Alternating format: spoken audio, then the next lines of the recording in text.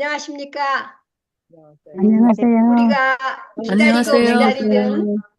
기다리던 우리가 이 클래스가 시작하는 날이 드디어 오늘 되었네요.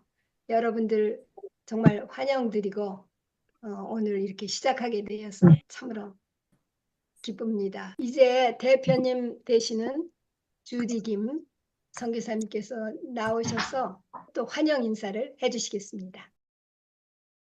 안녕하세요. 뉴라이프 건강선교회 대표 김미주입니다. 뉴라이프 건강선교회가 처음 주최하고 주관하는 치료봉사자 일기생 교육에 참여하신 모든 분들을 진심으로 환영합니다.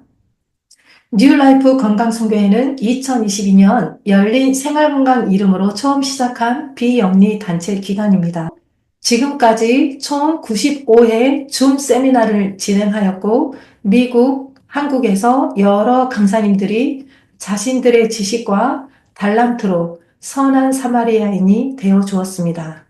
생활 건강에 초점을 맞춘 뉴라이프 건강선교는 건강 요리와 천연치료, 생활 건강에 이르기까지 생활 전반에 필요하고 실제적인 선교를 펼쳐왔습니다.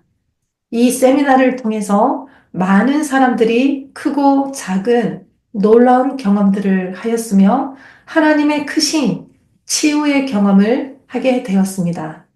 2024년 5월 뉴라이프 건강선교는 새로운 이름과 함께 하나님께서 맡기신 사명을 위해 하나하나씩 전진해 나가고 있습니다.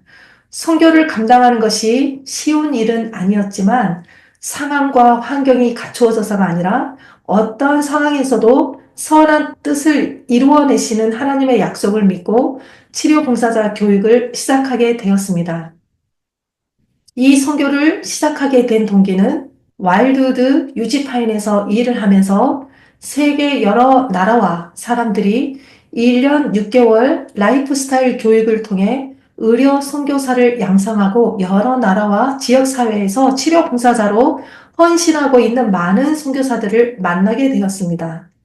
그들의 삶은 나누는 삶이었고 희생하는 삶이었습니다. 세상이 주는 평안과 안락, 그리고 지위와 명예, 허례허식을 쫓지 않았습니다. 여러분, 봉사를 통한 가마력은 하나님을 감동시킵니다. 순수한 종교란 가정과 교회와 세상에서 동정과 자비와 하나님의 사랑을 실천하는 것입니다.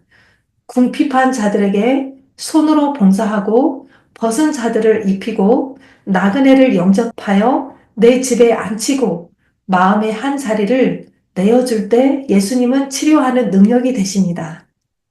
미국은 여러 기관에서 이런 치료봉사자 교육을 오랫동안 가르쳐 왔습니다. 수치료를 가르치고 요리를 가르치고 천연치료와 생활습관을 가르치며 약초를 비롯해서 농사, 기도하는 법, 말씀과 성경, 절제 있는 삶, 이런 모든 교육 과정을 통해서 참된 봉사자들을 양성해 왔습니다. 안타깝게도 우리나라는 이런 기관이 없습니다. 치료봉사자 교육은 이런 훈련과 교육이 한국인에게도 필요함을 느꼈고 이 일을 처음 시작하게 된 이유이기도 합니다. 많은 시행착오가 있었지만 하나님께서 이 일을 계획하셨습니다. 치료봉사자 교육을 통해서 단순하게 믿는 길을 사람들에게 가르치며 그들을 향상시키고 고통당하는 사람들에게 봉사하는 사람이 되어주시기 바랍니다. 마지막 시대의 이 교육이야말로 우리 모두에게 필요한 교육입니다. 이 교육이야말로 모든 일을 살리는 교육입니다. 이 일을 위해서 장문호 목사님, 이길재 팀장님을 비롯해서 한국과 미국 운영진들과 여러 강사님들이 함께 기도하면서 준비하였습니다. 치료봉사자 교육 강사들은 오랫동안 유치파인이나 와일드우드 여러 기관에서 일하고 많은 경험을 쌓아오신 분들입니다. 이 귀한 특권을 가볍게 여기지 마시고 소중하게 받아서 늦었지만 우리 한국인에게도 이 치료 봉사자 교육이 계속해서 펼쳐질 수 있도록 많은 기도 부탁드립니다.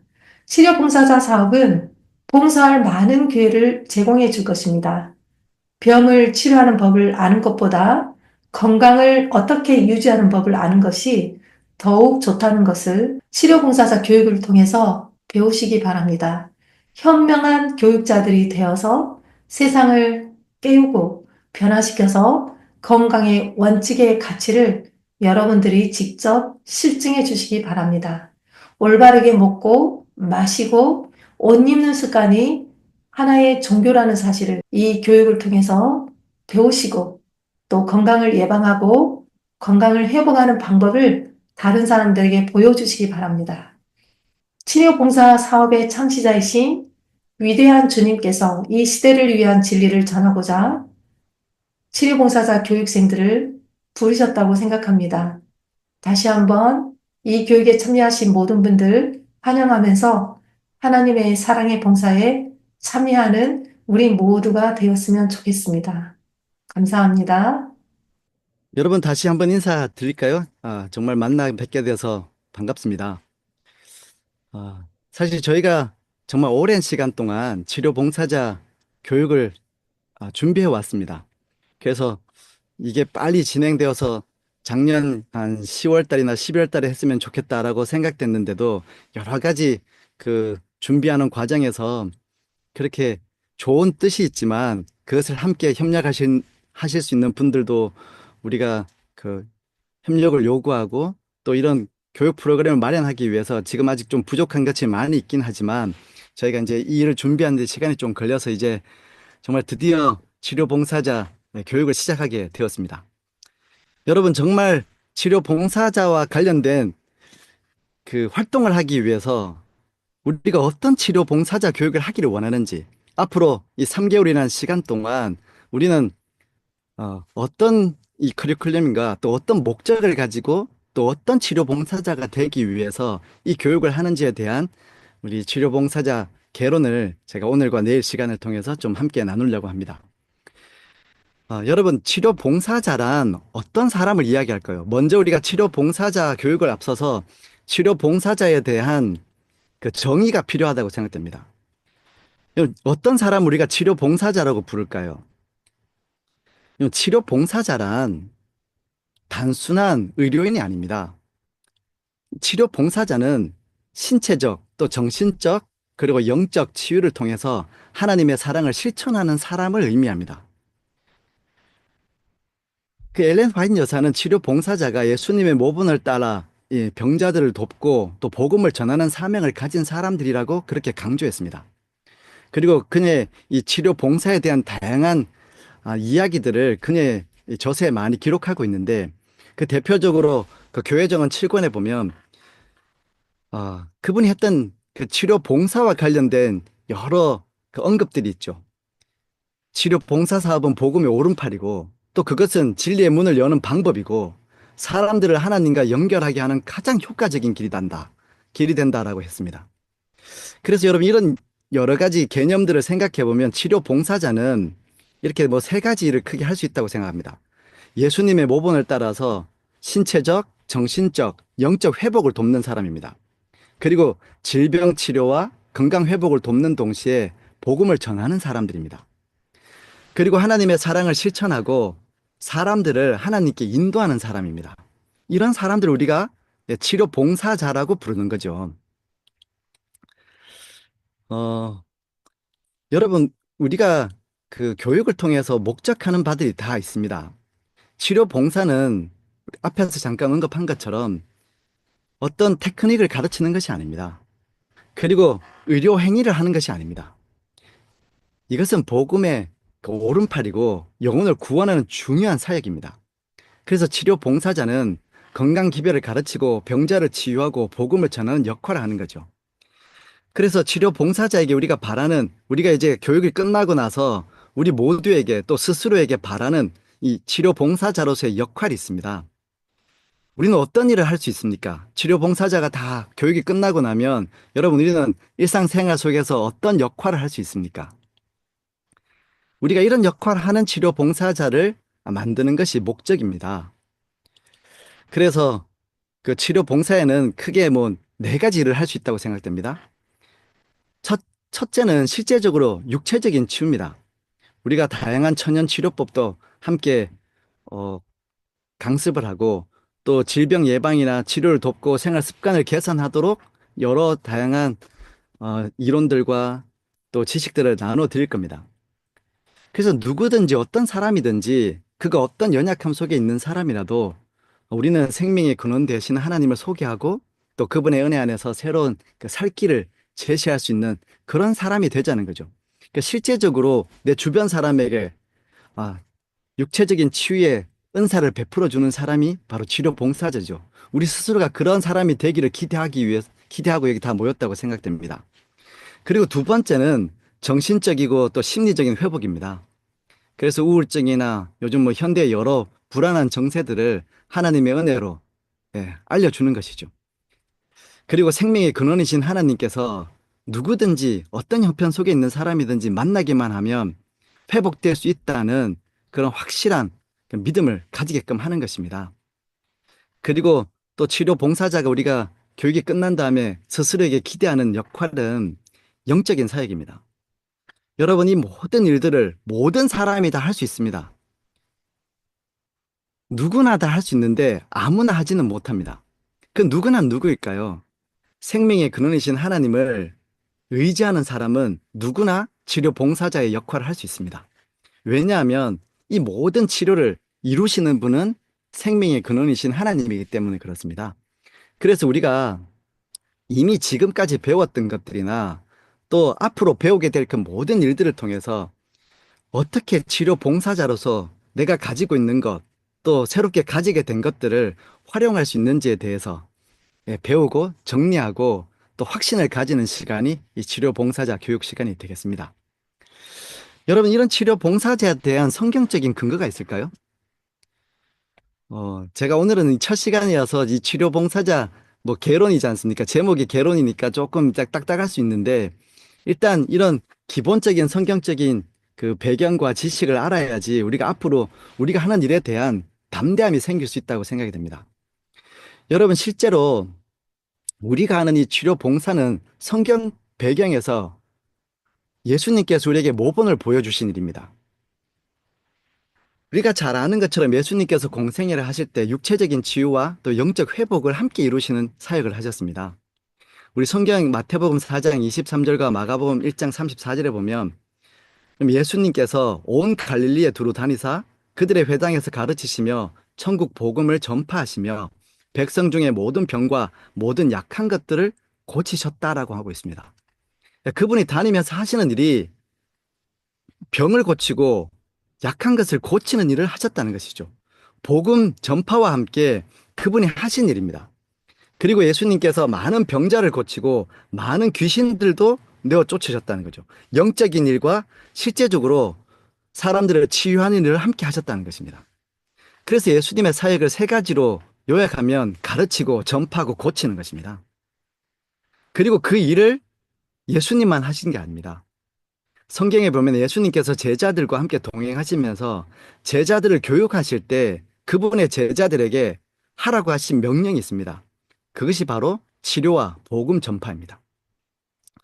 그래서 여러분, 성경에 이 마태복음 10장에 보시면 가서 전파하며 말하되 천국이 가까웠다 하고 병든 자를 고치며 죽은 자를 살리며 나병 환자를 깨끗하게 하며 귀신을 쫓아내되 너희가 거저 받았으니 거저 주라 라고 하였습니다. 여러분, 이 말은 정말 읽으면 읽을수록 너무 신기한 말씀입니다. 여러분, 예수님께서 제자들을 보내시면서 명령을 하셨어요. 어떻게 명령했습니까? 일단은 영적 복음을 알리라고 했습니다. 천국이 가까웠다. 그리고 병자도 고치라고 했습니다. 우리가 지금 치료 봉사자 교육을 받으면서 병자 고칠 기대가 있으시잖아요. 근데 여러분, 그 다음에 보시면 죽은 자도 살린다고 했습니다. 죽은 자도 살리고 이것도 명령 중에 하나입니다. 또 나병 환자를 깨끗하게 하고 이 당시에 최고의 불치병 중에 하나가 나병 환자였습니다. 나병 환자도 깨끗하게 하라라고 그 제자들에게 명령으로 명하셨습니다. 그리고 귀신도 내어 쫓고. 근데 이 모든 일들을 어떻게 하라고요? 이 모든 일들을 너희가 거저 받았으니까 너희도 거저 주라 라고 얘기하시는 것이죠. 그래서 여러분, 이 원리를 깨달으면 우리 모두는 다 치료 봉사가 봉사자가 될 수 있습니다. 병자를 고치는 것뿐만 아니라 죽은 자를 살리고 나병 환자를 깨끗하게 하고 귀신을 쫓아내는 것, 이 모든 일들을 거저할 수 있다는 것이죠. 우리 하나님과 동행하면서. 하나님께서 우리에게 거저 주시니까, 이런 능력을 거저 주시니까 우리가 그걸 받을 수만 있으면 이것을 거저 나눠주는 이런 일들을 하는 치료 봉사자가 될 수 있다는 것입니다. 그래서 여러분, 오늘부터 시작한 우리 치료 봉사자 교육이 너무나 희망적인 이야기라고 생각됩니다.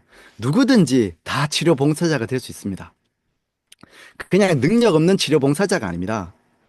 죽은 자도 살리고 불치병도 낫게 하는 그런 치료 봉사자가 하나님께 거저 받은 사람들은 다 할 수 있다는 것이죠. 그리고 여러분, 치료 봉사자의 사명이 있습니다. 예수님께서 제자들 내보내시면서 하신 말씀인데, 하나님의 나라를 전파하며 앓는 자를 고치게 하려고 내보내셨다라고 했습니다. 이게 모든 제자들에게 주신 사명입니다. 그래서 여러분, 사실 그리스도인이 된다는 것은 성경적인 배경으로 이야기하자면 어떤 그리스도인이 되라는 것입니까?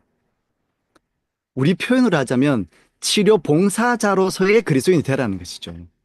어느 곳을 가든지 그곳에서 치료 봉사자로서의 그리스도인이 되라는 것입니다. 그런 제자가 되라는 것입니다. 그리고 그런 제자로서 생활하라고 우리 주님께서 우리에게 사명과 역할을 명령해 주셨습니다. 그리고 이런 능력까지도 거저 주신다라고 약속을 하셨다는 것이죠. 그래서 여러분, 우리의 믿음이라는 것은 하나님께서 말씀하신 것이 이루어질 것을 믿고 나가는 것입니다. 하나님이 하라고 하신 일을 하는 것이죠. 우리가 기도 응답 받는 것도 마찬가지죠. 기도 응답을 어떻게 받을 수 있습니까? 우리의 기도 응답은 하나님의 약속을 붙잡는 것이라고 했습니다. 하나님께서 하라고 약속하셨으니까 그 약속을 붙잡을 때 능력이 있는 것이죠. 가라고 하셨으면 하나님께서 그 일을 이룰 수 있도록 우리의 길을 열어주실 것입니다. 오늘 우리 모든 분들이 이런 좀 벅찬 기대감을 가지고 치료 봉사자가 되실 수 있으면 좋겠습니다. 저도 교회 목회하면서 여러 번 이런 치료 봉사자나 또 우리 건강 이 사역과 관련된 이야기들을 교인들과 나누면 꼭 이런 분들이 계십니다.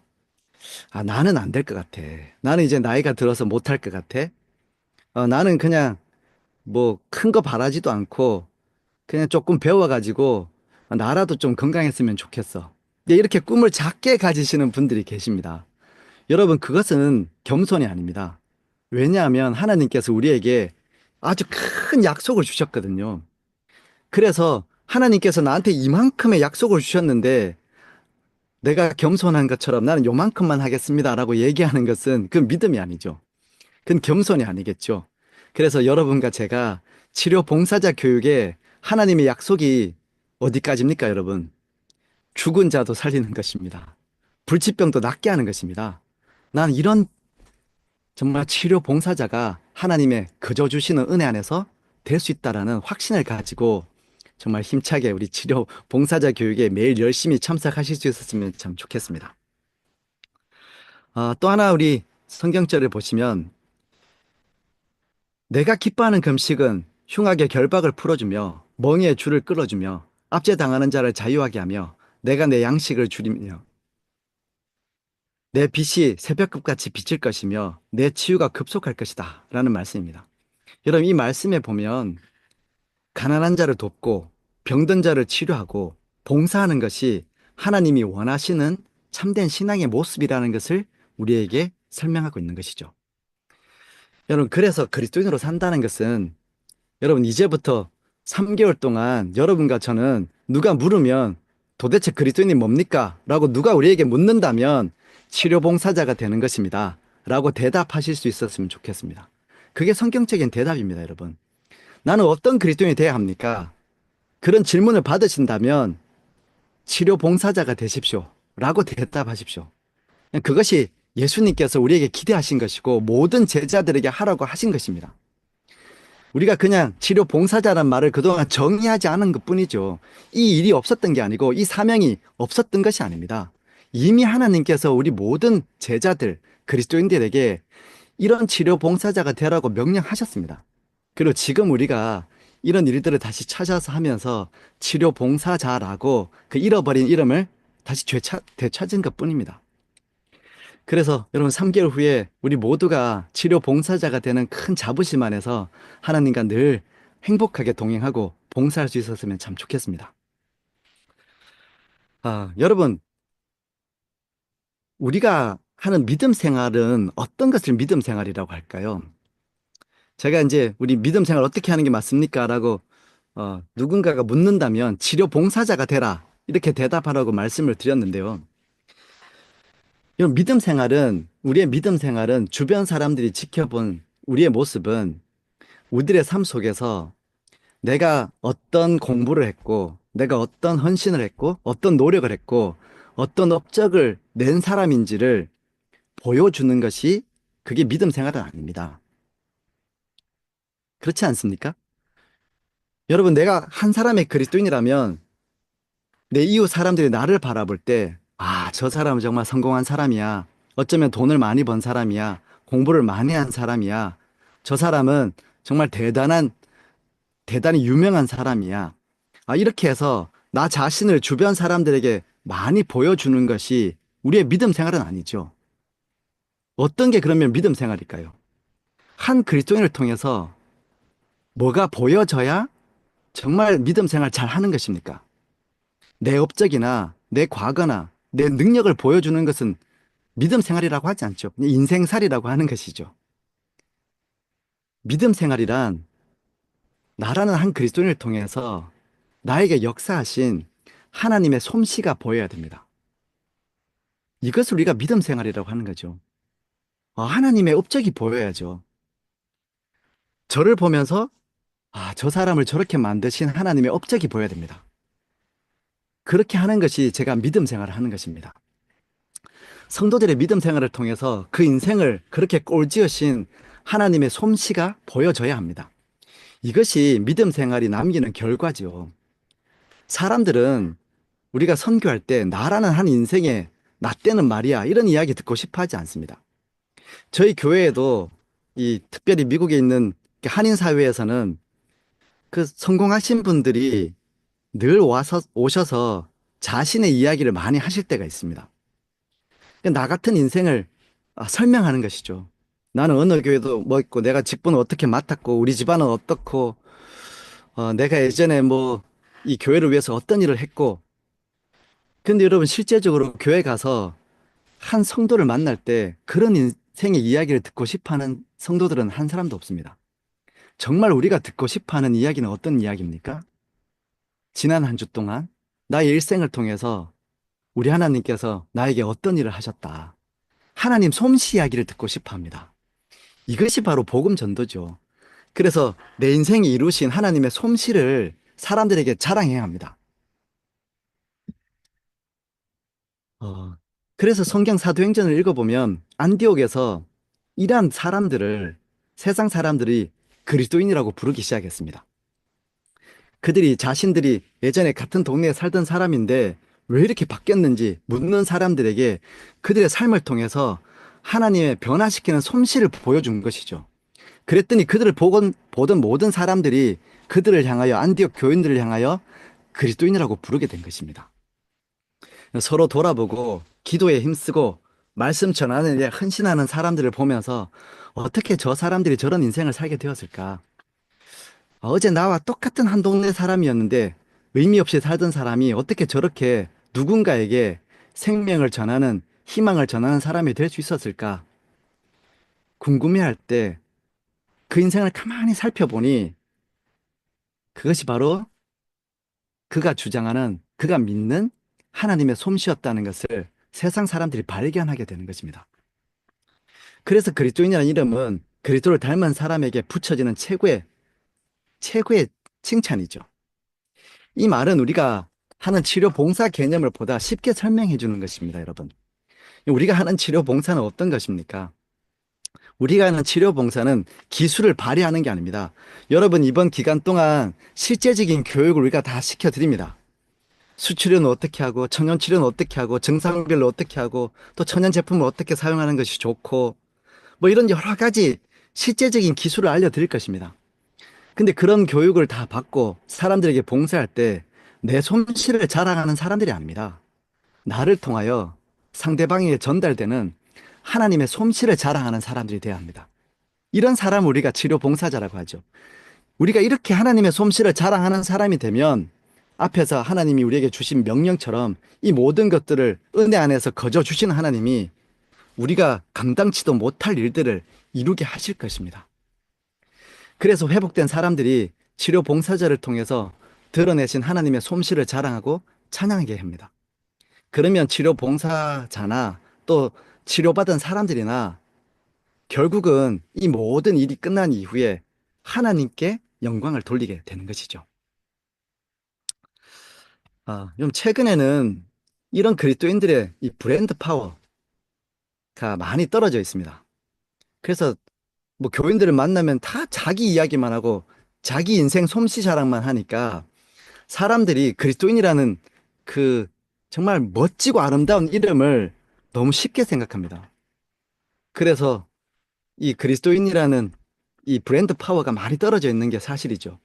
그리스도인들의 인생에서 세상을 창조하시고 구원하신 하나님의 솜씨가 보이지 않기 때문에 그런 것입니다. 다 자신의 생각대로 모양만 가진 믿음 생활을 하고 또 자기 개성만 강조하는 믿음 생활을 하면 그러면 여러분 하나님께서 지어주신 그리스도인의 이름에 누가 되는 것이죠. 그래서 오늘부터 시작되는 이 치료 봉사자 교육을 통해서 우리는 어떻게 다시 이러한 하나님의 솜씨를 우리들의 삶을 통해서 드러낼 수 있는지를 좀 깊이 묵상하고 생각해보는 그런 12주의 기간이 되셨으면 좋겠습니다.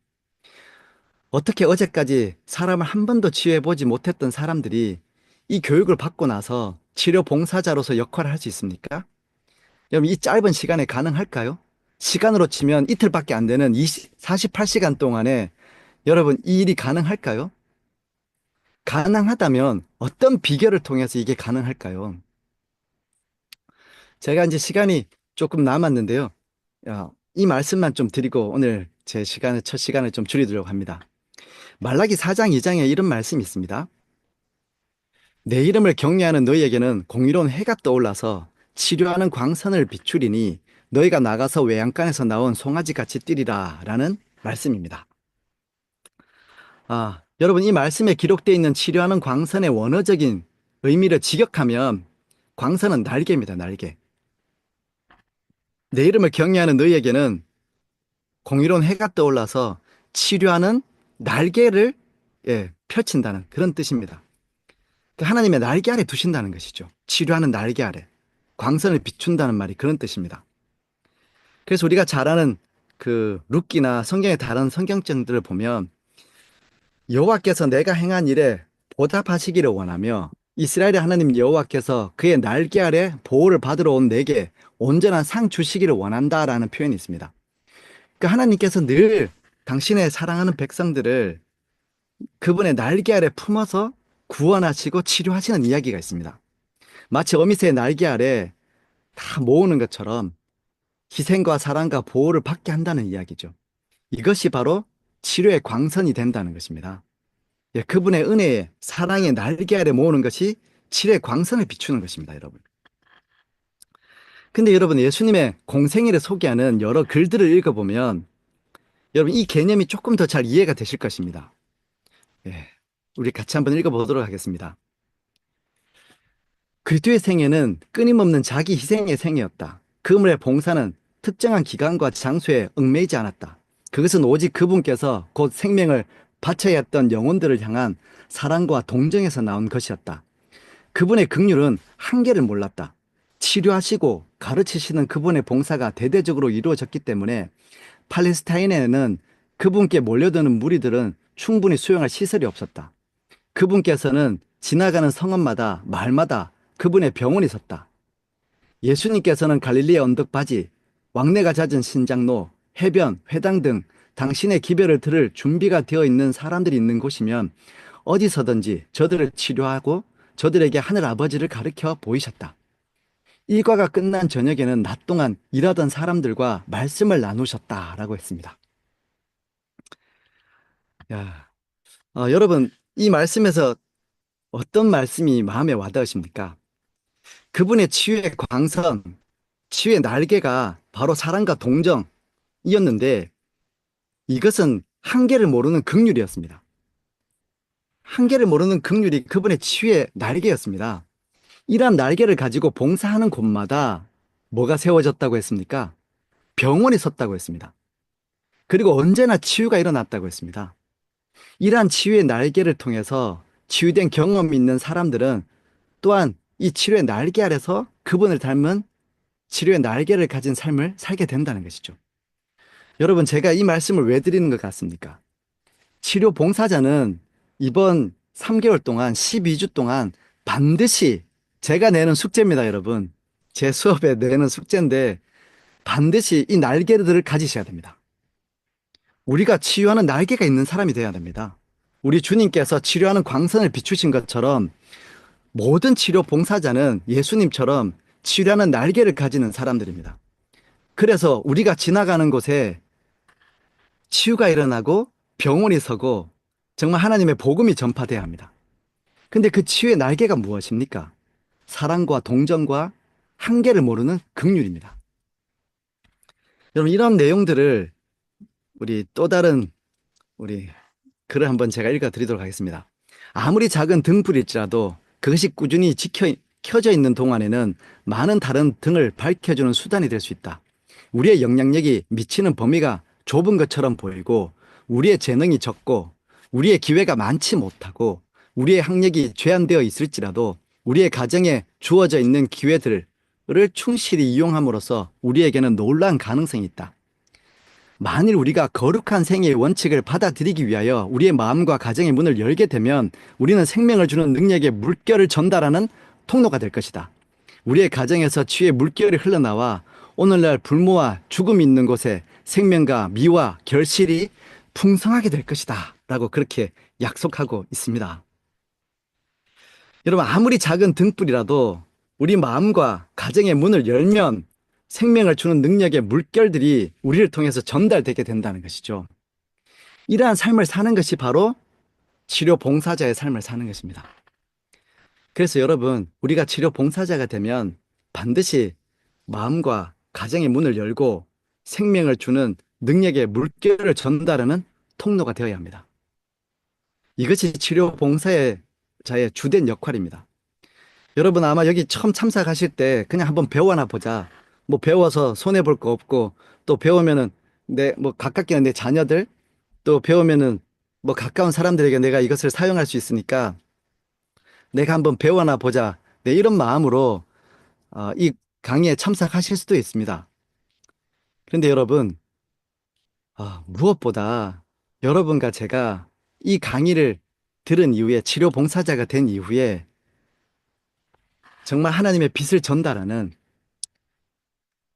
그래서 문을 열고 여기 보시면 마음과 가정의 문을 열고 생명을 주시는 능력의 물결을 전달하는 통로가 돼야 되겠다라는 새로운 결심을 하셨으면 좋겠습니다. 이런 결심만 하시면 우리를 통해서 치유하는 강선이 나가게 됩니다. 그렇게 헌신하고 마음문을 열고 나 어떻게 해야 될지 모르겠지만 문을 열고 누군가에게 다가가기 시작하면 거저 주시는 하나님께서 우리를 통하여 치료하는 능력을, 광선을 발휘하게 할 것입니다. 그런 우리를 만나는 사람들은 우리를 어떻게 볼까요? 치유하는 날개를 가진 하나님이 보내주신 천사처럼 보게 될 것입니다. 왜냐하면 우리는 물결을 흘려보내는 것 뿐이잖아요. 치료하는 광선을 흘려보내잖아요. 문을 열고. 그럼 여기 치료하는 물결이 흘러나간다고 했거든요. 그런데 우리를 만나는 사람들은 그게 마치 하나님의 치유의 날개를 퍼덕이는 것처럼 우리 주변에 또 그런 치료하는 치료 봉사자의 주변에 하나님의 치료의 날개가 보이는 것입니다. 그래서 천사 같은 믿음의 삶을 우리 모두가 살게 되는 것이죠. 여러분, 치료 봉사는 기술이 먼저가 아닙니다. 이러한 치유의 날개를 가지는 것이 치료 봉사자에게 우선되고 또 선행되어야 되는 일들입니다. 이제부터 정말 시작하는 이런 일들에 기대감을 가지고 우리가 다 치료의 날개를 가져서 내 가정에서도 천사 같은 역할, 또 이웃에게도 천사 같은 역할을 할 수 있는 그런 치료봉사자의 교육들이 계속 이어질 수 있게 되기를 바랍니다.